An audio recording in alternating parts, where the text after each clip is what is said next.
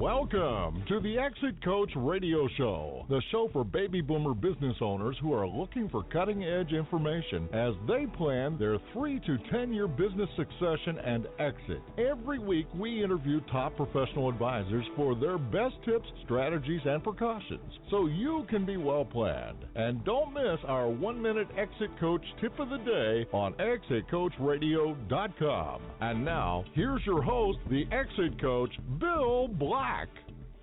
Thanks so much for joining us. I'm so happy you're with us, especially to hear my next guest. We're going to talk about how important it is to differentiate yourself from your competition and some techniques and tips on how to do that. And we're going to be talking with Janie Smith from Smart Advantage, Inc. She's the CEO of that group, and they're down in Fort Lauderdale, Florida. And let's get right into it. Janie, welcome to the show. Thanks so much for joining us today. Oh, thank you for having me. Janie, tell us a little bit about Smart Advantage, Inc. I know you're a marketing and management consultancy focusing on identifying, communicating the elements of successful competition. How did you get started with it, and tell us a little bit more about it? Well, it started out first half of my career in Fortune 500 companies, and then I became a consultant to mid-market companies.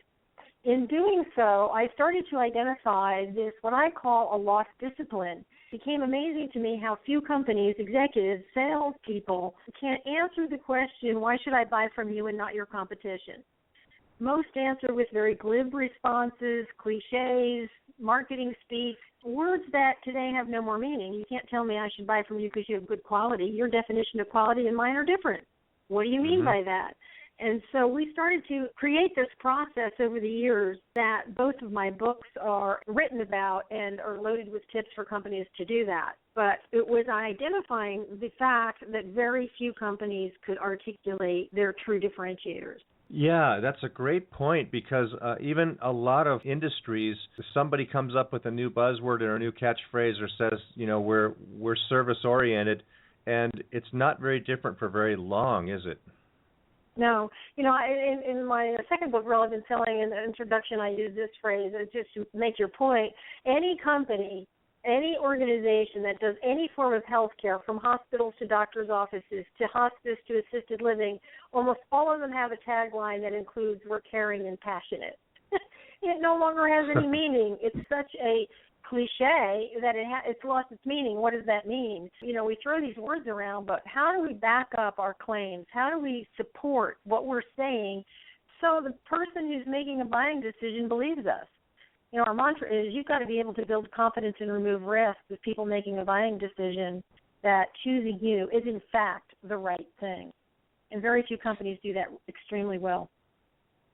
Good point. I've heard that in the banking industry, especially the community banks, they say, well, our competitive difference is our customer service. I mean, it's like, well, so they just don't scratch very deep to get to the meaning of it, do they? No, customer service. In fact, if we just as a joke when we talk to clients, we Google things like customer focused, customer centric. That phrase comes up if you Google it about 9 million times. It has no meaning. So customer service is a category of a whole list of deliverables. What does customer service mean in your business? Is it response to a call? Is it sending a technician or a programmer out within 2 hours? What specifically do you mean by customer service? And you got to break it down. Again, all of these buzzwords are categories of deliverables. Quality is a category. Customer service is a quality. How can you get very specific by quantifying what you've been able to do in the past to prove that you can, in fact, deliver it going forward? And it seems like some industries are going so far outside of the box that they want you to grab onto an image in your mind and think of them, even if it has nothing to do with your product. And I'll give you an example with Chick-fil-A, and it's all about a cow. I mean, they're trying to go so far outside of the box it has nothing to do with chicken. That I was reminded of that just driving around the other day. So what prompted you to write your book, Creating Competitive Advantage? I started to ask people, what is your number one competitive advantage? Just a little segue based on what you said. Ad agencies come up with the creative, and they get so focused on creative, which is fine. They're out winning their awards on the creative side, but for the business, does it deliver to the bottom line? Some yes, some no. And what I always say to mid-market companies is you don't have deep pockets like those big companies and the big chains and the companies that can buy $1 million ad at the Super Bowl. B2B, mid-market companies have to be crystal clear on their message. So that's the difference. Let me get back to your question. So I started to see this. I started to see these messages. I asked everybody I met, every business person, every salesperson, I was sitting next to somebody on an airplane, what's your competitive advantage? And I would get the same cliches. So I started to devise this process that I could help companies uncover and identify. And to date, we have been able to help about 200 companies uncover in the neighborhood of 25 to 75 differentiators they didn't know they had through this process that we've developed to help them get more clear on these things that are beneath the surface. We like to say, don't take for granted that which is taken for granted. There are many things that you do and your competition does, but if you don't talk about it, you don't measure it, and you don't absolutely wave the flag all day long that you're in fact better, then nobody's going to get it. I'll give you a good example. One of our clients found that safety was the most important thing to his clients. Of course, he says, it's a given, it's table stakes. I said, yes, but we looked at your safety record compared to your competitors, and you have 10 benchmarks in which you exceed industry average. So you're taking for granted that everybody knows you're safe and your competition is safe, but in fact, you've got 10 benchmarks showing you're above the industry. You need to be touting that because that is your differentiator, that's your competitive advantage, if that is in fact the most relevant deliverable to people making a buying decision. The safety is too general, too broad, and there are some meaningful statistics underneath that can probably be turned into a slogan or some kind of a campaign that would really bring that home. Yeah, I mean, and that's just one example, but there are so many things. It could be if your business demands on-time delivery. When I talk to CEO groups of all sizes, companies of all sizes, I say, how many of you have on-time delivery as the single most important thing to you think to your customers? And about half the room raises their hand. I say, okay, of those who just raise your hand, how many of you think it's important? Everybody thinks it's important. How many of you measure it? Half of them. Of those half who measure it, how many of you use that when you're selling? And a quarter of them say yes. So that's what we say is one of the missed opportunities for competitive advantages. Companies don't measure or don't leverage their metrics when selling. Now, you have something called the Smart Advantage. What does Smart Advantage do, and who are your ideal clients for Smart Advantage?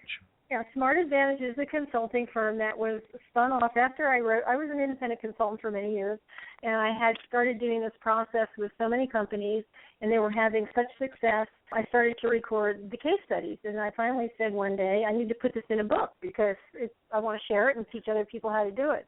So I wrote Creating Competitive Advantage.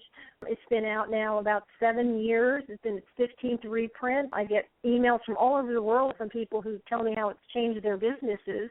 And then it was followed by Relevant Selling. And let me tell you about relevant selling because part of this process depends on customer feedback, and we do that with double-blind market research. Double-blind means the customer does not know who has commissioned the research, and the company who's commissioned the research does not get to know what the specific customer said. We're going for 90% confidence level of projectable data that might say 95% of the respondents valued on-time delivery, valued safety, valued accurate invoices, whatever it is.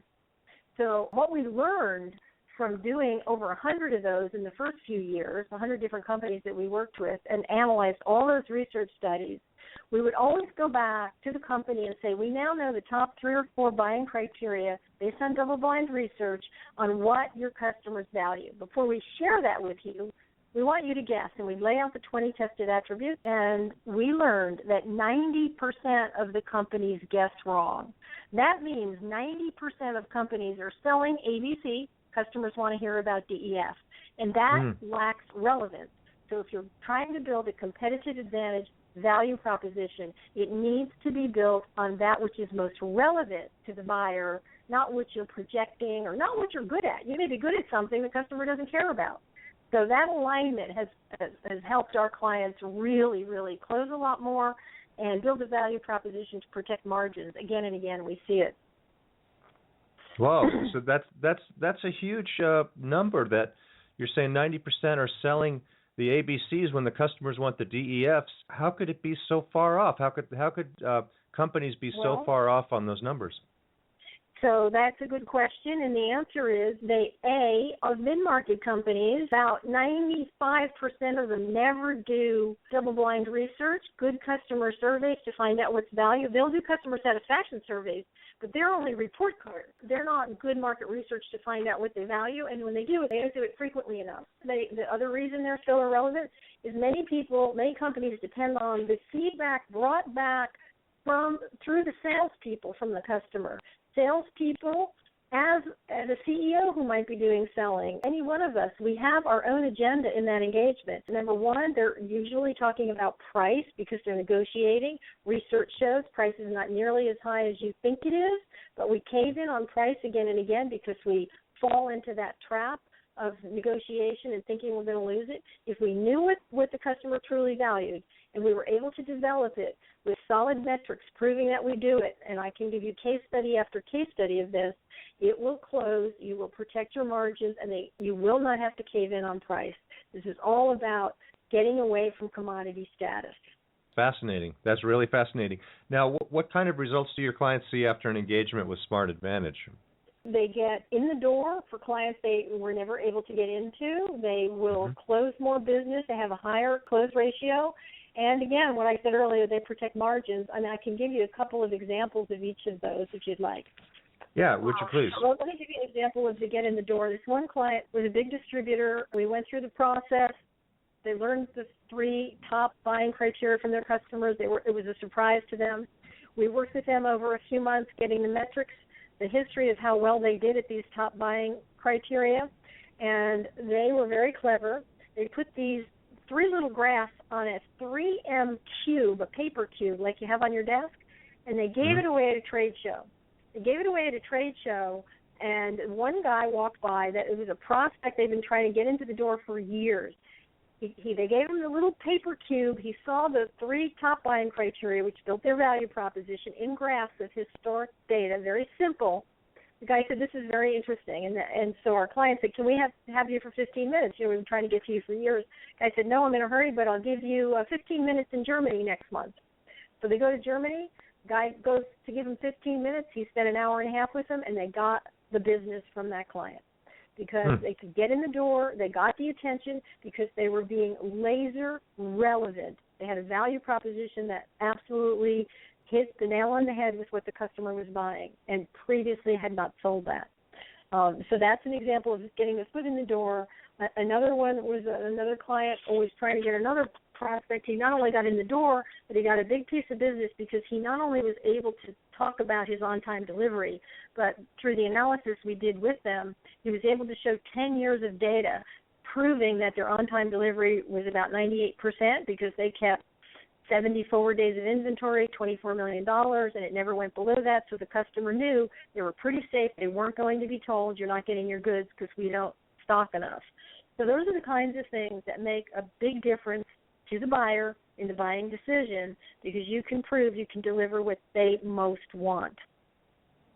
Yeah, when someone's recrafting their value statements to better align themselves with the customers through your studies, is it literally a DEF? Is there an optimum number of features or benefits that you lead off with to get that initial interest from your customer? That's a good question. There's no magic number. So if you identify the top 3 buying criteria, what we're always looking for is 2 or 3 facts that support the top buying criteria. Sometimes you may have 1. So it might be, so let's just use the safety one. Safety, to support that, we've invested, I'm making this up, we've invested over $500,000 in the last 2 years improving our safety programs. Number 3, our drivers have a minimum of 20 years experience in the field. So it's 2 or 3 things that support the one thing that they value most. So you might have 3 things. You might have 7 or 8 statements, but never drown them. I've seen websites with bullet point after bullet point that nobody's going to read. I tell my clients, in today's world, you have about 4 seconds to capture somebody at your website. 4 seconds if you're lucky. I'm told by IT experts I'm exaggerating. So you have to have above the fold, you have to have the answer to why us in 2 or 3 quick bullet points that are relevant. And we like to say we take our clients kicking and screaming away from product or service. I know what you sell. I Googled that, so I don't need pictures of the product. I need to know what makes me want to buy from you, and that's what we encourage our clients to do. Getting to why us quickly. You've given us so many great tips and ideas today, and you, Janie, you speak at Vistage groups and probably other business groups, I would imagine, too. Is that correct? Yes, I do. I speak nationally and internationally to all kinds of groups, and I do speak with Vistage. Great fun and good groups. They are great groups because they're focused on getting better. They're CEO groups, for those that don't know, that come together as peer groups to listen to great speakers like Janie Smith and also to learn from each other and really grow their businesses. Fantastic organization. So, Janie, how do our listener, I know you have, we talked about the books a little bit, but again, for our listeners, Creating Competitive Advantage and its companion book, Relevant Selling. You've heard some great tips from Janie today, so I implore you, look into these because I took, I don't know, a page and a half of notes just in our 20 minutes, Janie. How do our listeners get in touch with you best? Well, our website is smart, S-M-A-R-T, smartadvantage, all one word, .com. And they can email us at info@smartadvantage.com. And if they want to get a free competitive advantage audit form, we're happy to send them one of those and kind of see where they are today. And the books are on our website. The books are on Amazon. The books are available both in CDs for those who would rather listen than read, and also Kindle. So they're out there. But the books are designed to be how-tos. Every chapter gives you little lessons on how to have this conversation internally with your folks and see where you stand on this work. Fantastic information. I really appreciate you coming on and sharing your tips and ideas with our listeners, Janie, and I'd love to have you on again at some point in the future because, again, in 20 minutes we just scratched the surface, but we got so many great ideas from you that I'm sure we can get a lot more great information from you at some point in the future. I look forward to the next time we speak. Well, thank you so much. Appreciate it. Thanks for having me. Thank you. We're going to take a short break. We'll be right back with another guest, so please stay with us. Hi, everybody. This is Spike Reel for the Exit Coach. Business owners, can you name the 8 key value drivers that you and your managers should be focusing on to increase the value of your business? Introducing the Sellability Score Index. Visit our website and answer 25 questions about your business, and you will instantly receive your sellability score, showing you how well you stack up in the 8 value driver areas. It's a great management tool. It's absolutely free for our listeners. Just visit exitcoachradio.com and click Get My Sellability Score. Does thinking about what will happen to your business if you're gone keep you awake at night? Will you get the price you need from your business to carry you through retirement? The BEI Network of Exit Planning Professionals is the world's leading advisor network with the power to help business owners transition out of business on their own timeline and terms. Ask your most trusted advisor to create a BEI plan for you or visit us at exitplanning.com. That's exitplanning.com. Thank you for listening to Exit Coach Radio.